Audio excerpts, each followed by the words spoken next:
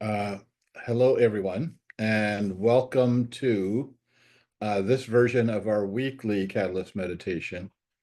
And as you know, we've been starting our weekly um, with me in spotlight. So I guess I should do that. And starting it with our um, uh, not informal, less formal than usual, pre-meditation discussion on a topic. And I hope that's valuable for people. I like having something that as we are going into our meditation, we can um, hold energy with and for. Um, and so we're going to do that now. Um, our topic is releasing the shadows, embracing the light.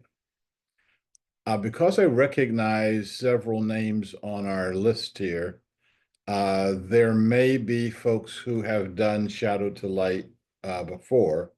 We did this for like 3 or 4 years uh, prior to 2020. Um, the pandemic put a major wrinkle in everybody's life and put a major wrinkle in that. And I've been thinking about dusting Shadow to Light off again.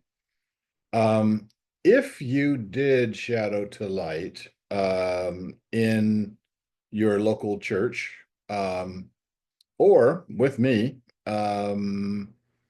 if you put a note in the chat box where you did it and what year you did it, if you can remember. It's back in prehistory. Um, so I want to, and that is true for those of you who are live right now. It's also true for anyone who is watching this either on the live stream or these segments are being packaged as a separate video.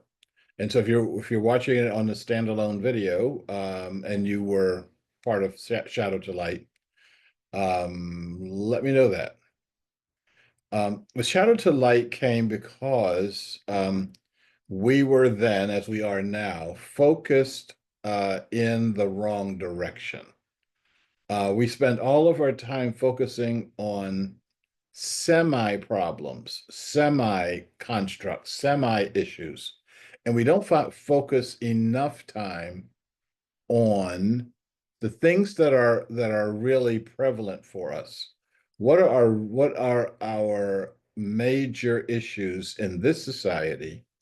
And then when you pay attention to the 12 global challenges, what are the major issues from a global perspective? So the notion of Shadow to Light was to look at um, what holds us back. And as this was true in 2015 and 2016 and 2018, and when I did the rest of the Shadow to Lights, it's true now that the thing that's holding us back is us. We focus on our weakness, we focus on our fears, we focus on our smallness. We focus on those people over there who are doing all of this stupid stuff, and we need to stop them, and we need to have demonstrations, etc. And it looks like you have activity when you don't. It's a lot of heat, but no light. There's no the energy for actually transforming our society is not there. Um, I was paying a little attention to the demonstrations that happened this past week, um, the anti-Trump demonstrations, and was feeling, and again, this is my impression of them, but I talked to a number of people and it said it felt sad, it felt empty, it felt like, oh, we've been saying this stuff for a long time and nothing has changed. And I think it's time for us to do things differently. Now, that's what Commonway has been about, and it's been about for 35 years. How do we do this differently? Now, the thing that's supporting us is that this is a real live process, and that this is a real live exercise in how do we build a new society. This is birthing a new society. And in that birthing process, we have we if you know the birthing process, you know what comes next. It's that many of us don't believe we're in a birthing process. And so that from their process, from their point of view, it just looks like they're dying. It looks like society is dying, and people are getting downright fatalistic about it. Um, oh, there's nothing you can do. Oh, the administration's crazy. Oh, and you go through all this stuff and you come up with nothing on the other side. Now, if you know that you are having a baby, you do things differently. And the thing that you know is if you've been involved in the process, I was there as a spectator. And yes, my ribs still hurt, so don't make me laugh. Um, yeah, sneezing is not a thing you want to do when you got cracked ribs, and laughing doesn't help a lot. I'm going to have to be more solemn today. Um, and so when you're having a baby, you know the process. You know the process is difficult, inconvenient, painful, messy. I said inconvenient already. And when you go through all of this stuff, you get a baby out of it. And when you go through all that stuff and you get the baby's worth it. I think I told this story before, but if I didn't tell the story before, I'm going to tell it again now. Um, when my wife, my first wife, and I were having our first child, um, uh, when she went into labor, and she was in labor a very short time, but that in that short time, she made a whole bunch of promises to me, like, I'll kill you if you do this again to me. This is all your fault. And and she had the baby. Okay, and she's rocking a baby. But 2 or 3 weeks later, she's breastfeeding the baby, and she says, "Let's do this again." And I said, "Did you remember the yelling, the screaming, the promising, and And she looked at me and she said, "No." Now, I don't think it's that she actually forgot the experience. It's just that this experience um, reduced down to insignificance when she got the prize, when she got the baby. We got a really big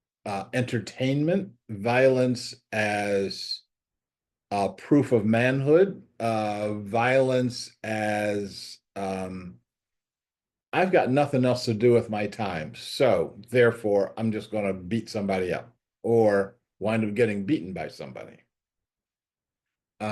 What happens when the entire shadow of violence is lifted from a society? So that's our goal. The second shadow is the shadow of the other. And by the other, I'm talking about all of the various aspects of separation in our world. One aspect of separating from human beings, from a group of human beings, is not better or worse than another aspect. Anytime you've got separation, you've got the shadow of the other, and you don't understand something fundamental. And that fundamental thing that you don't understand is that we are one. And when you think you can kill somebody over here, cut off their food supplies over here, cut off their trading over here, if you can do whatever you feel like doing to them and it doesn't come back to you, you better think about that again. The third level is what I call the shadow of lack. And that includes poverty and greed and hoarding. When you have resources far beyond your capacity to even spend them, when you've got resources that rival the resources of an entire country, there's something fundamentally wrong with that. Now, I call it money addiction. And money addiction is the only form of addiction where the addictive substance is left in the control of the addicts. And that's how we have the economic system we've got, which creates poverty because it also creates greed. And once we can recognize that all of this, that having billions of dollars is simply a sign that you are in lack, that there's something wrong with your heart. Okay.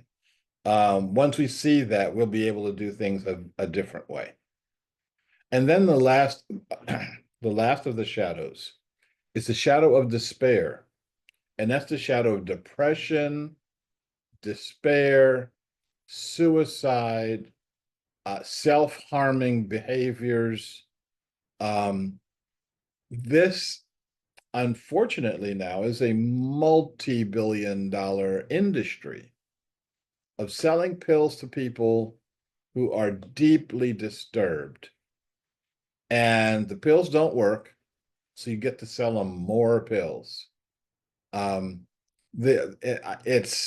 It's pretty amazing. Okay, that's all the yucky stuff. Let's talk about where we're going. And where we're going is the four lights. So while we have the shadow of violence, when we remove that, we wind up getting the light of peace and security. And you have to say it that way too. There is no peace unless you've got security. There can't be any security unless you have peace. And so that's something that we should be focused on. Now, the second is the light of inclusive community. Now, inclusive community does not mean a homogenized community. It doesn't mean that everybody is the same. There should be, and I hope there will be, and I intend to maintain radical differences between people. I like our differences. That makes interesting conversations. As long as you're not holding to a position that makes that by your position, you're making somebody else wrong or bad or evil. Uh, I don't listen to cowboy music. I also don't listen to rap music. It's not my deal. Um, I I actually don't like it played around me, but people do what they want, do what they want to do. And that doesn't stop you from being in my community. So when you lift the shadow of lack, whoops, and I've got all sorts of stuff going on. When you lift the shadow of lack, you see the light of abundant enoughness. And by abundant enoughness, we're not talking about um, I've got to be a multi-billionaire. That's the only way I can be happy is to be a multi-billionaire. Um, I was I was doing as you know, I do um, consulting and training with organizations from time to time. And I went into a workplace and they had just had take your child to work day. Okay. Used to be take your daughter to work, but you got to take everybody to work now. Um, and they asked them to put on a wall, what do they want to be when they grow up? And they were thinking they were going to put things on. I want to be an engineer like my father. I want to be an asphalt spreader like my father. I want to. And they put, well, the first one put in, I want to be a millionaire. And the second one said, I want to be a multimillionaire. And the third one said, I want to be a billionaire. And then the next, I want to be a multi-billionaire. Now they have no idea what a millionaire or a billionaire is. They just heard that you have a whole lot of money and you can do anything you want. And then you strive hard, you become a millionaire, you become a billionaire, and you realize that that's not true. You can't do whatever you want. Okay, so the last one, in terms of instead of the shadow of despair, we have the light of deep fulfillment, the light of where if you know how to be happy, and I don't mean hee hee ha ha entertainment, turn the TV set up, go to the movies, um, but how to be deeply fulfilled in yourself so that um, it's what I call the good tired. When I go to bed, I want to be really, really tired, but I want to think, yes, I did today what I needed to do. The whole world is better because I did what I did today. And as many people, including my creditors, know, that doesn't necessarily mean I made any money. It means that I have a level of satisfaction that is uh, that is good for me. Um, so let me now see what we've got to. Oh, we got one more slide I'm going to go through, and then we'll be right at the bottom of the hour, and it'll be time for me to get set up for our catalyst meditation. So I am going to show you this. So let's look at how the shadow affects us personally, and then let's look at how the shadow affects us in terms of our society. On the personal level, your shadow keeps you small. It keeps you unenlightened. It keeps you really manageable, which is why There's so many people who spend so many billions of dollars to keep you afraid.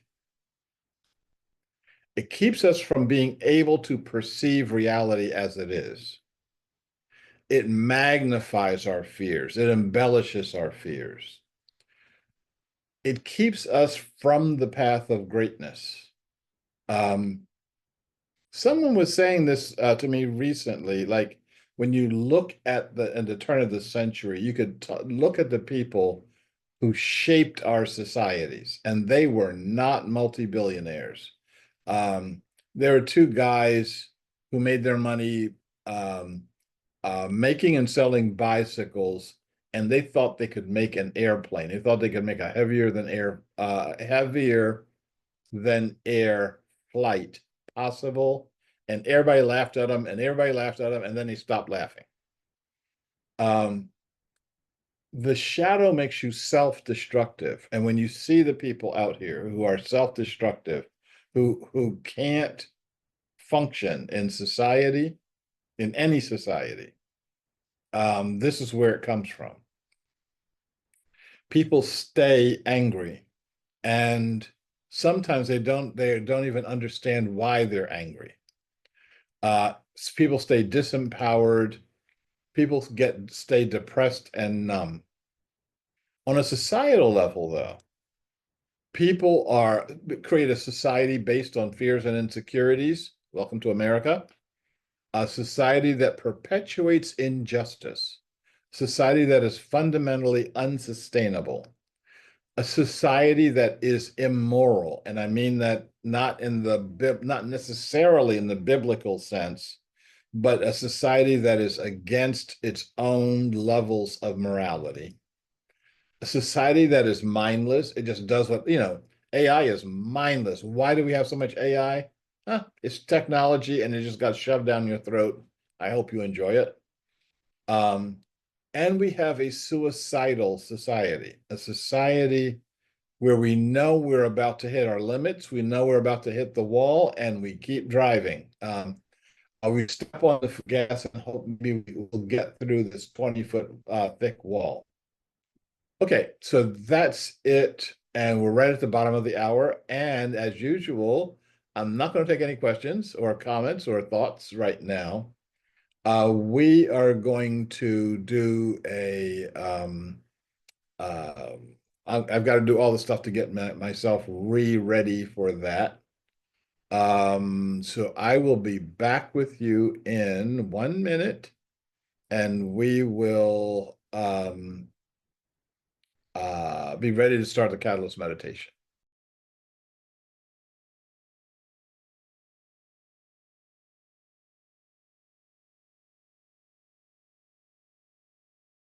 Hello, everyone, and welcome to yet another of our weekly Catalyst meditations. Welcome to those who have joined us today. Welcome to those especially who have been with us before.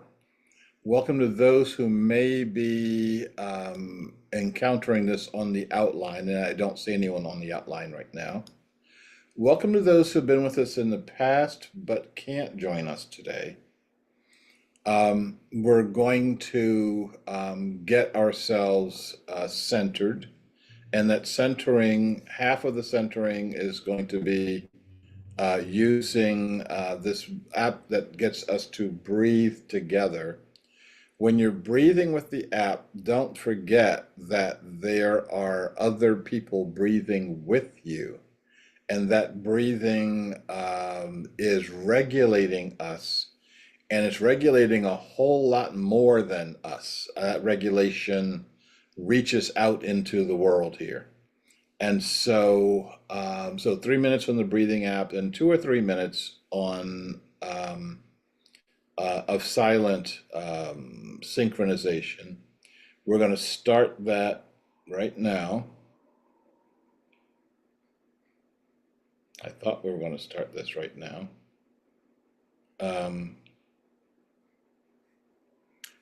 And so if we can breathe in,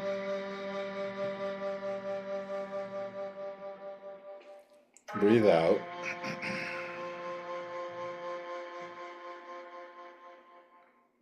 Breathe in.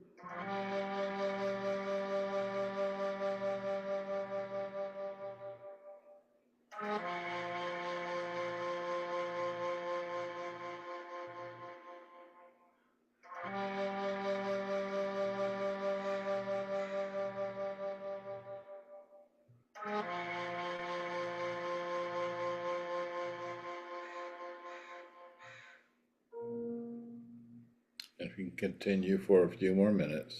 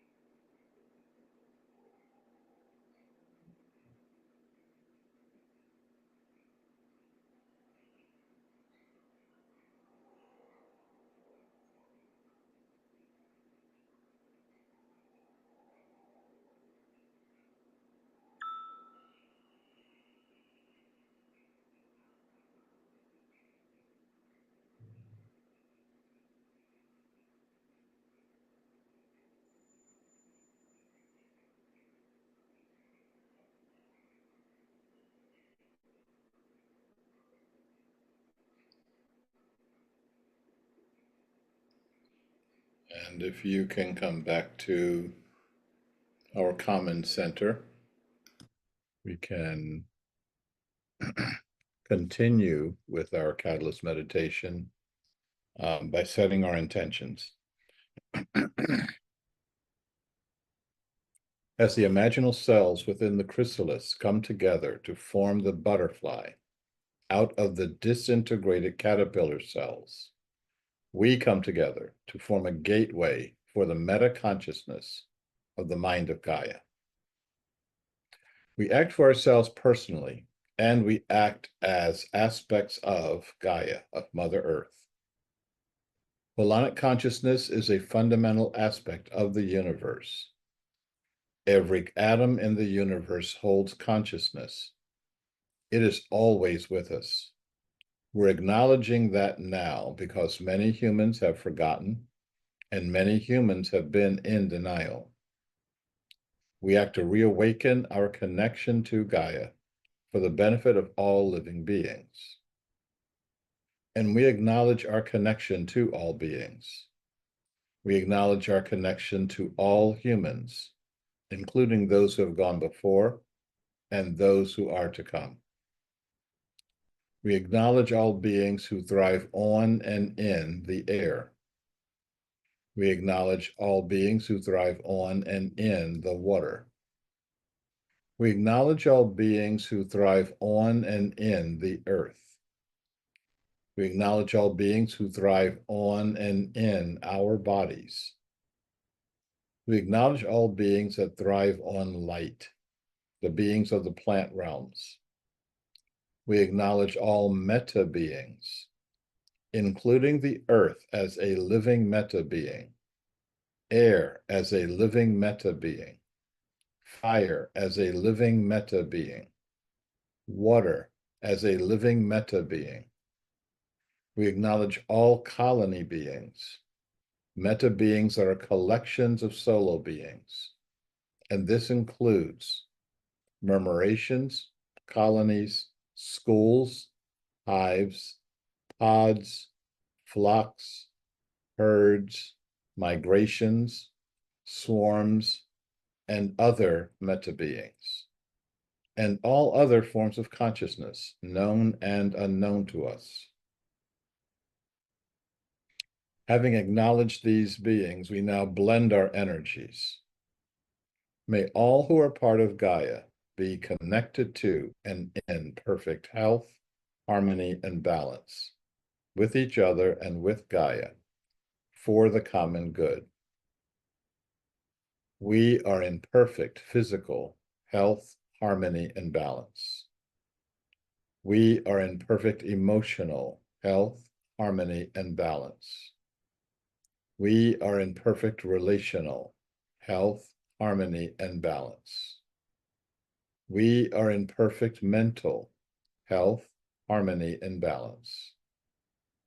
We are in perfect spiritual health, harmony, and balance. We are in perfect holonic health, harmony, and balance. We are in perfect spatial and temporal health, harmony, and balance. We are in the perfect place at the perfect time, in the perfect conditions, and with the perfect beings. We now set our declarations. We declare that Gaia, that Mother Earth, is the ultimate governing principle, the way that humans govern their behavior on this planet, replacing all other forms of human governance.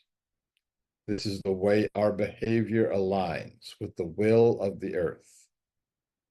We declare that humans are colony beings. We deepen and expand our human murmurations.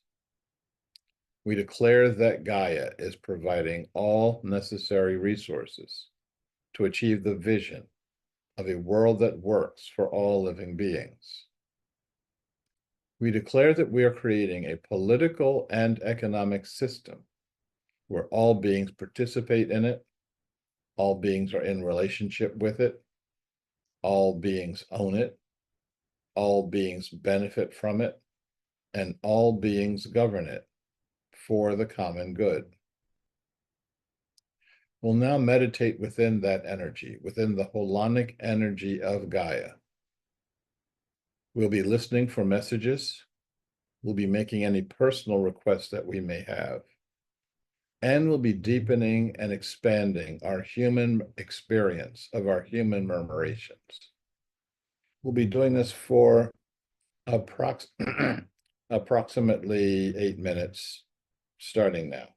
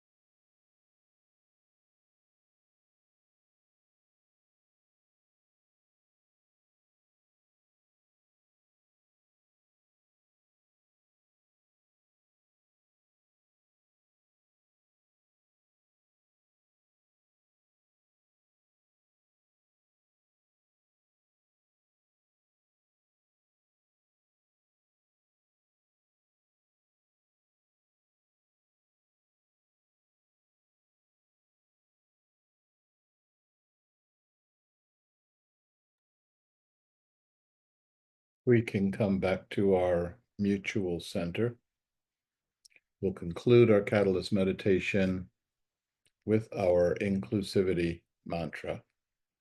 You can repeat after me, or you can repeat it to yourself silently. May I be well.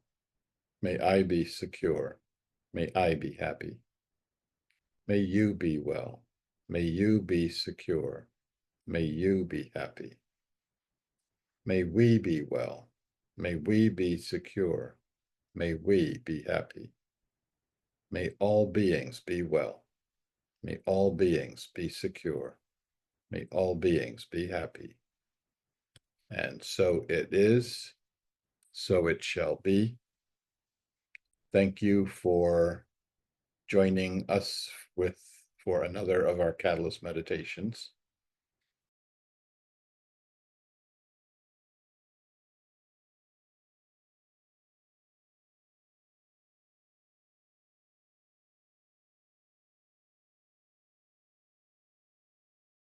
I think we know the drill by now. We will raise our hands for raise our digital hands, or raise our meat hands, or unmute ourselves. Greg has raised his hand. Oh, I guess I should turn my spotlight off. And welcoming all the other faces to our screen here. And if you want to turn your camera on now after the meditation, you can feel free to do so. But Greg, you are on deck. Okay. No, I'm at bat now. I would just like to thank you for Okay. the shadow to light uh explanation with the weekly meditation. My daily companions missed it, but I'm sure you all know where that's coming from. But I really feel the need for something like releasing the shadow, embracing the light in these times. So I was really happy to hear it. And I'm sorry that Lorna Shaw was unable to join us. I invited her because of the topic. She can watch the recording. Hi, Lorna. And anyway, I'm going to turn my camera back off and go back to making salad so that I can have lunch today. But I'll come back if I need to say anything more. Sounds good. And you can just drop my satellite off at my apartment here. Um, and I've been really torn by as several of you know, like the shadow to light stuff is really, really important at this time for us to elevate our own consciousness out of the mess, out of the morass that we're in. And but also to start talking about the nature of the next society. And this is something that so I decided, why am I trying to bifurcate these things? I'm going to do both of them. So I'll have two, and I've done this before and it's been really successful. I'm doing two workshop series that will run tandem with each other. And on one, I'm still working out the details. On one day, we're going to have a truncated version of releasing the shadow, embracing the light. I think this is we're going to try to make it 4 weeks, which is going to be really blasting through it, but y'all can do it. And then the next day will be catalyzing the ecstatic society. Can we create a society that is based on the highest possible principles that we can muster? Can we create a society and a civilization that's based on ecstasy, on what I call ordinary ecstasy, the ecstasy of just living your life at the absolute fullest level. And working on a new booklet about this. I don't think it's going to be a whole book, but I'm going to try to get that into publication as quickly as I can, so that we can start counteracting some of this stuff. I'm not seeing any other microphones going hot. I'm not seeing. Oh, and Janet just flashed her hand just because she went, "Hey." So let me finish that thought, and then let me get to you, Janet. Um, I was at a coffee house last night, yesterday afternoon, and and Leanna waved and said goodbye. Um, um, I was at a coffee house, and uh, there are folks having a conversation, and they actually preface the conversation with, "Let's sit over here by these tables, away from Sharif, because we know he doesn't want to hear this." And they spent the next hour talking about Donald Trump,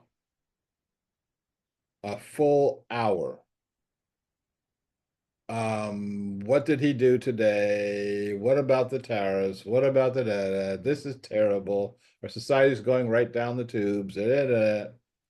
And at the whole hour, I am working, getting the flyer out for you, setting up the videos, finding the slides that you just saw. And at the end of the hour, I walked over and says, "Okay, let me tell you what I accomplished. I got, the flyers out, I got it. What did you accomplish in the last hour?" And they just look at each other, and then they kind of looked at me, and they look back at each other and say, "Yeah, that's what I thought."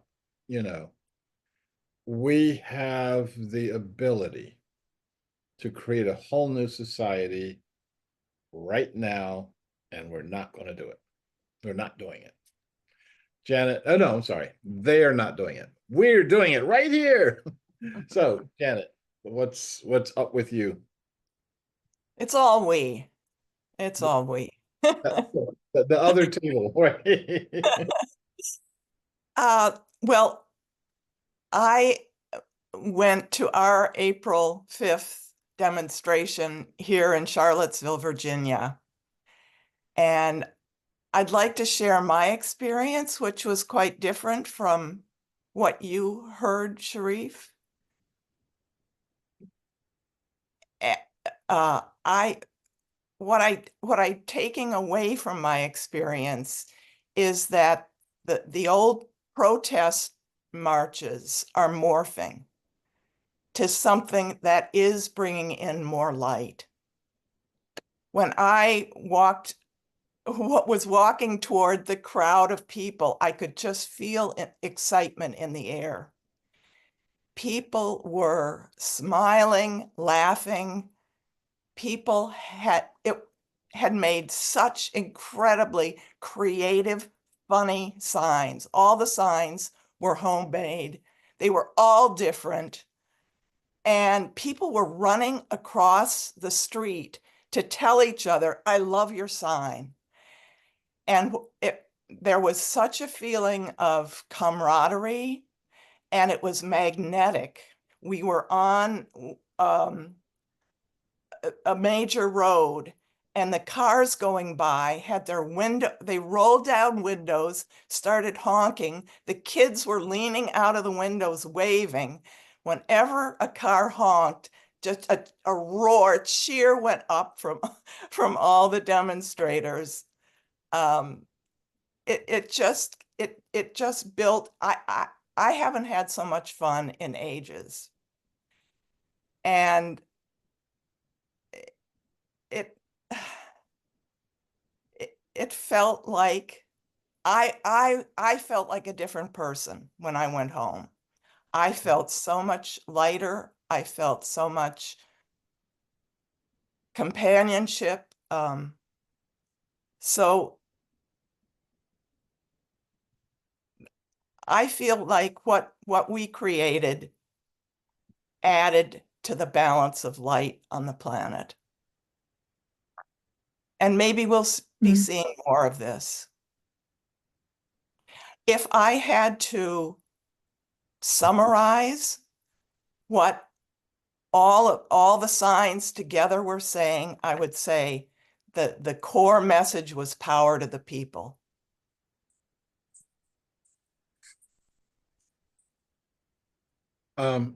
As you were talking, I'm actually listening to you. I am also looking really, really quickly, and I probably can't find it. Let me say, oh, maybe I found it.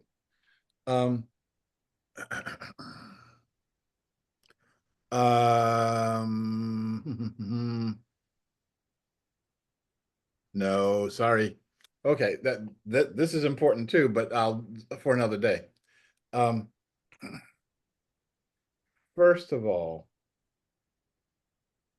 my reading of what was happening was based on me talking to people on Saturday. I didn't go to any of the demonstrations, but I talked to people after the demonstrations, and people, I mean, this is Portland, demonstration country here.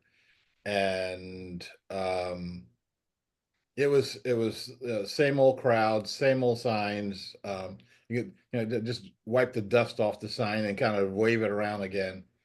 And there was, like I said, a kind of a compounding of despair. What you are talking about, and you just reminded me of, is something different that has happened in the past. Oh, I may be able to find it again. I'm searching through my computer right now, but you got to get the right tags here. Um, and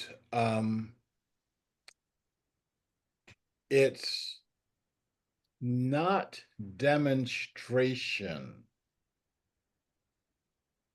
It's people coming out and holding the energy of a new society.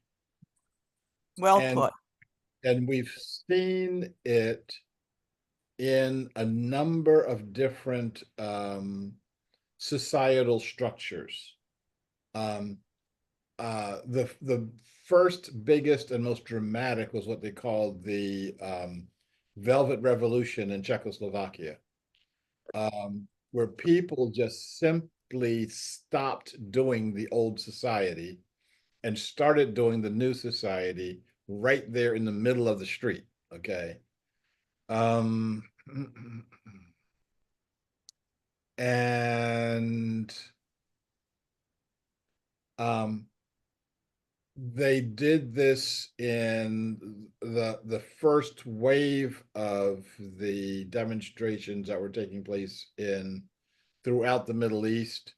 The demonstrations that were happening in what they called the Orange Revolution in Ukraine, um, and so I have this really quick um,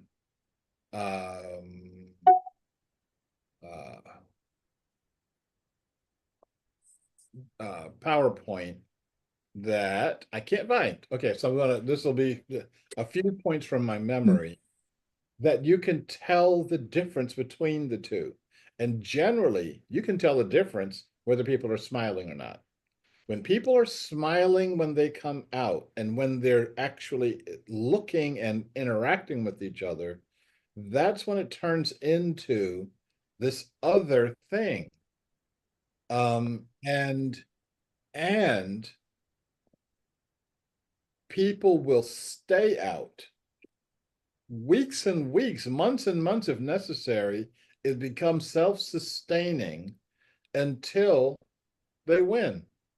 And there really isn't a against energy. It's like we're all going that way. We hope you, government, and hope you, police, hope you, armies, etc., come with us. This is where you see the scenes of people giving roses to the police or giving roses to the soldiers, etc. This is where you see those folks actually participating in um, the the demonstrations, etc. And um,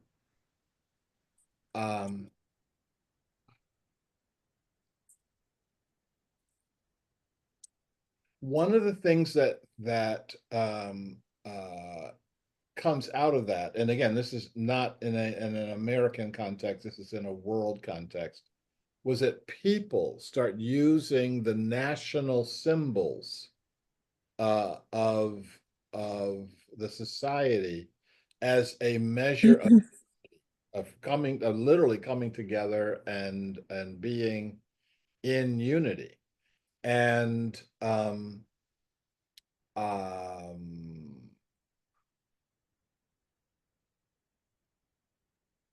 I'm thinking particularly what they called the Cedar Revolution that was in Lebanon at one time, um, where everybody is waving the national flag as a sign that we're together, that we have to change our nation. Okay. Um, there's more to it than that, and I will find it, and I will maybe do a short video on it. But yeah, so I am glad Charlottesville did that. I think it's telling that on the media, we didn't see any of that, you know. I think that the media is steering us and steering us away from things like that and steering us into the things that would infuriate the other, whoever your other may be, and depress the energies that are there. We can start thinking about how to use that energy. I mean, it's there for us to be used, for us to use. Yeah, how can we start using that energy? Oh, okay. I'm going too long, but yeah, good point. Thank you. And I see that Jenna's got her hand up, and she's probably going to turn her microphone on so we can hear her. There you go. Good morning. Hey. Janet, your share took me back in time a bit. I live not too far from you and in Maryland. And I've been in Maryland for a number of decades. And in that period of time, only twice have I been in DC for some type of movement or event. And the first one I went to was back in 2003, right before the beginning of the bombing for the Iraq War, the second Iraq War. Now, there were a lot of people that were showing up in anger, in that energy of against something, fight against. And I was with a group that started at the National Cathedral wearing white armbands because we were walking in peace. Our whole intent was to bring a different consciousness. And it was quite an experience of showing up in that way amid all the other consciousness and emotions and energies that were going on. And we walked from the National Cathedral down to, I think it's Lafayette Park. And that was a learning experience. And what I really felt, but I always sort of known, is that for me, the protest approach is that of fight. It's of contrary energies. It's the I'm right, you're wrong. And the other side is saying, no, I'm right, you're wrong. And it's at the level of the condition. So it has no way of transforming into something greater than what happens when it's that pushing back against each other. Then in 2017, gosh, it's been that long, after the inauguration, the day afterwards was the Women's March in DC. And for weeks in advance, I said, no, I'm not going because I remember that other event I went to, and I don't want to be in that protest energy. But a week before the event, I decided to go from the standpoint of let me go as a point of consciousness that is other than that negativity, that fight, that pushback. What happened at that event was remarkable. And it is similar to what you've described, Janet, in Charlottesville last weekend. Everybody was respectful. The police were supportive and friendly. Never once, I mean, they know that there were at least 1 million people on the mall that day. And never once was my foot stepped on. There were cables all around, and everybody was just spontaneously, if somebody needed to move, sort of helping them to step across cables. There was such a tangible experience of unitedness. And I think the difference was there was a focus on what people were for, not what they were against. And it was so tangible.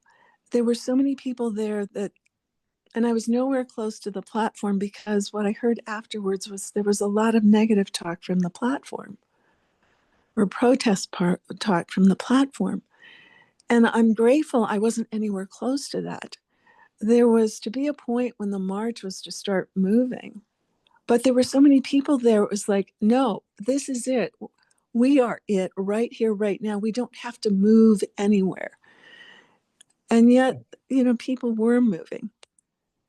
The lines to the porta pots were like 40, 50 people deep. And yet everybody was gracious and pointing and saying, oh, that one just opened up. Go ahead.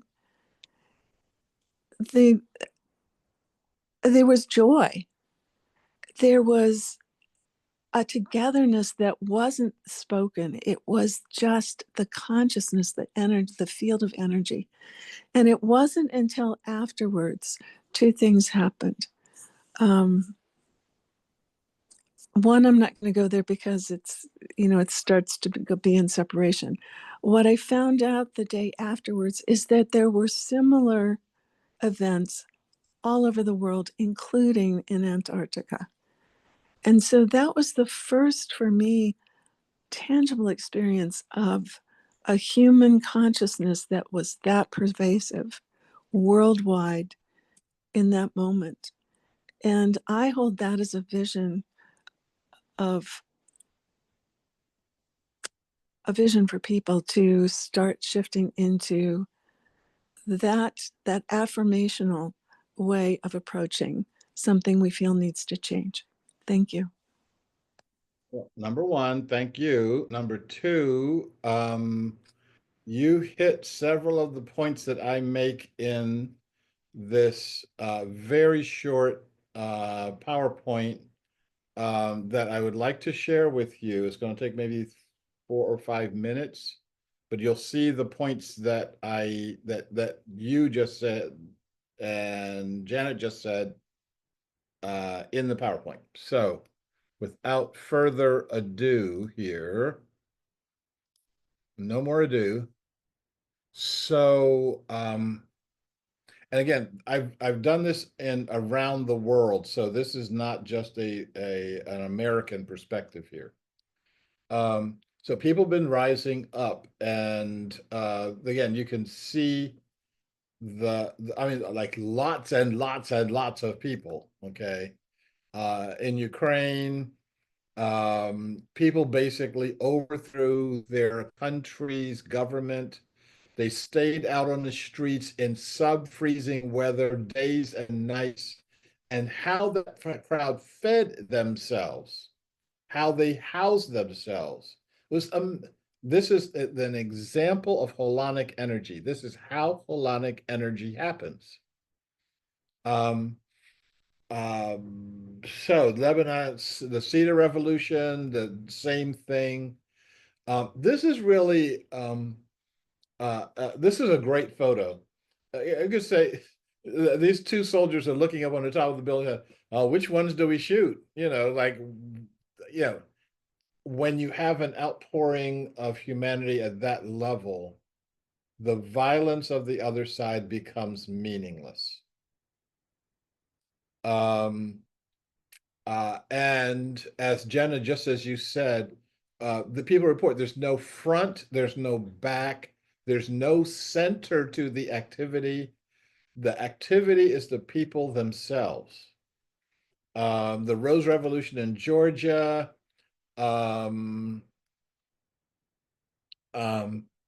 people of different ethnicities coming out and all of them supporting each other. Okay, so these are the elements.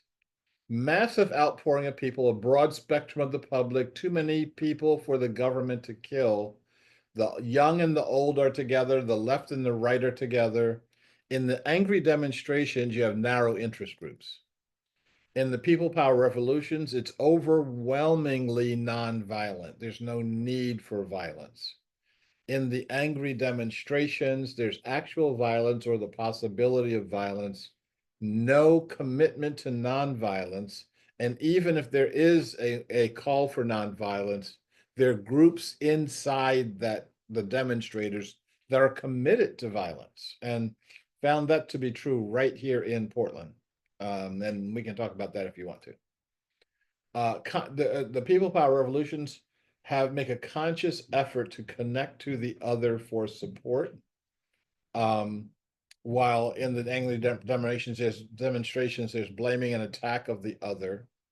The people power revolutions have purposeful action, but it's not led by anyone. I didn't have the word holonic at the time, but these energies are holonic. The action is spontaneous. The leaders are only catalysts. They don't start the action, and they also can't stop it. They sometimes can steer it a little this way and a little that way, but generally the group is acting on its own. In the people power revolutions, there's short, focused, powerful agenda. Once you win, go home. Okay. Now, in the angry demonstrations, there's no winning. You know, getting together and calling Donald Trump a jerk. What do you win from that? What do you get from that? Okay. And in the people power revolutions, the triggering event can mobilize people for a positive change.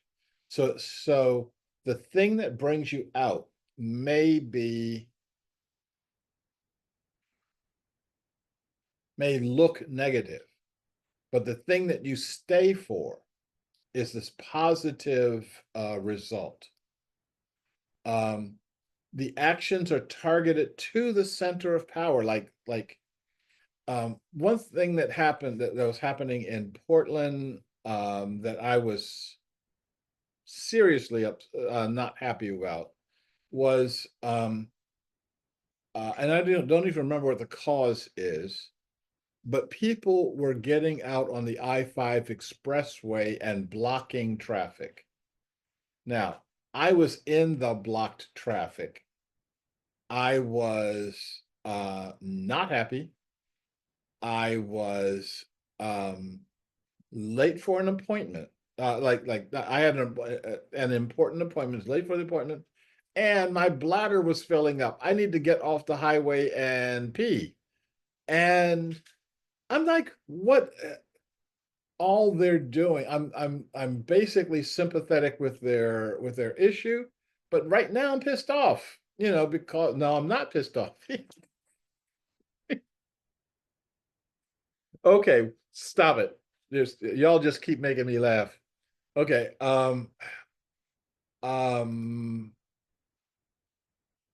In the people power revolutions, people are aware that they're making history.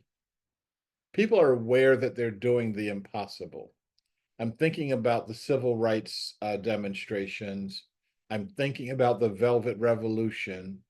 I mean, people are saying that you can't stop the Soviet Union and you can't stop them with nonviolent protests. And the answer is, oh, yes, you can. Sure. Yeah, no problem. In fact, we can make them disappear. I want us to hear that. We can make the Soviet Union, the second largest superpower in the world, just disappear. Disappear like that sock disappeared off my foot. Disappear like the car keys. We can make it disappear. Okay.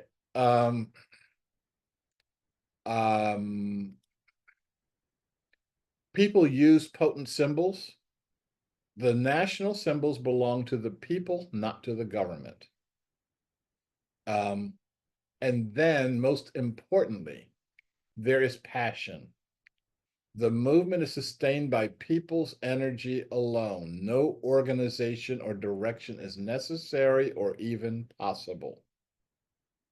It is sustained by this positive, future-oriented energy. These are the winners. This is what people look like when they're in the middle of winning. Okay. Now, this is not angry at anyone. This is not protesting anyone. This is the good stuff. Okay. And ending with Victor Hugo, greater than the tread of many armies is an idea whose time has come. Okay. I had absolutely no intention of doing that. I'm glad that it's still lingering in my computer somewhere.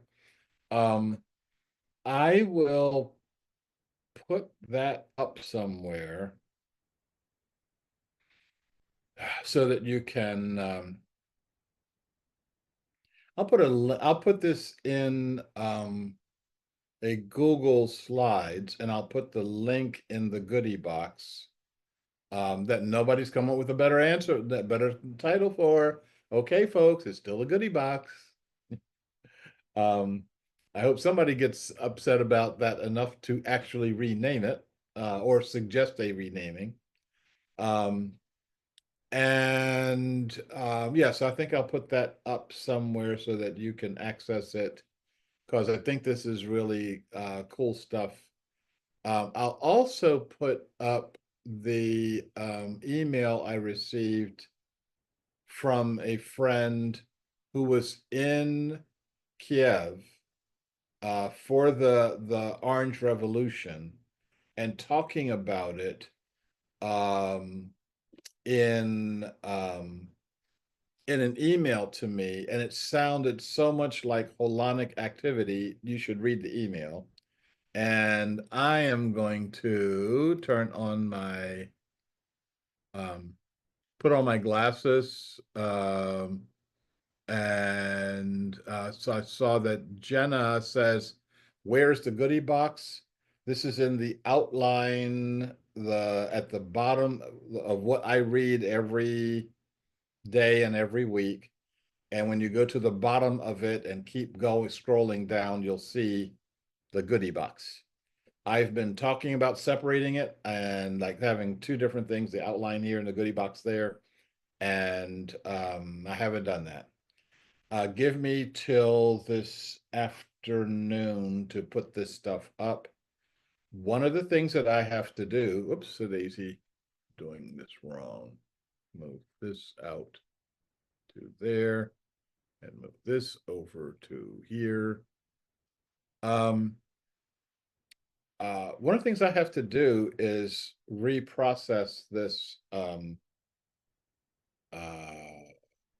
what we're in the middle of doing right now for the 7 p.m. crowd. People actually are watching at 7 p.m. I'm going to start doing this differently. I'll do the live stream for today, but I think I'm just going to post the video of today. And just have time where from 7 p.m. until whenever people can access the video. It doesn't have to be on a live stream. I'm noticing even as people are on the live stream, there's some of them are tuning in, tuning out, tuning in, tuning out. So I think they want more control over the video than they've got on the live stream, which is really acts like a live stream. So we'll see how this goes. This is about as fluid as I can make it, and we'll see how it morphs into the future.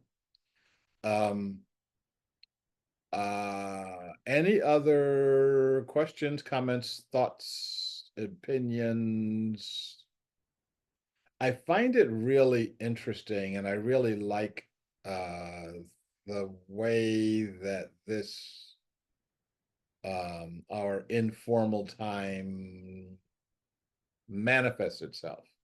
Like I obviously had I didn't even remember the name of the video that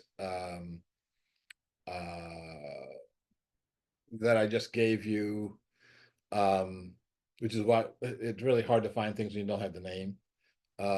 But I got it eventually, and so it's somewhere. I mean, we're able to find. I was able to find it and share that with you.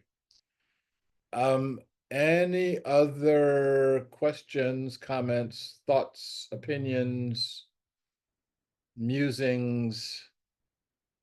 I'm going to start my beauty queen wave. Somebody's going to sue me for this. You got to be a beauty queen in order to do the wave.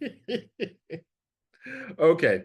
I hope next week my laughing won't be nearly as painful.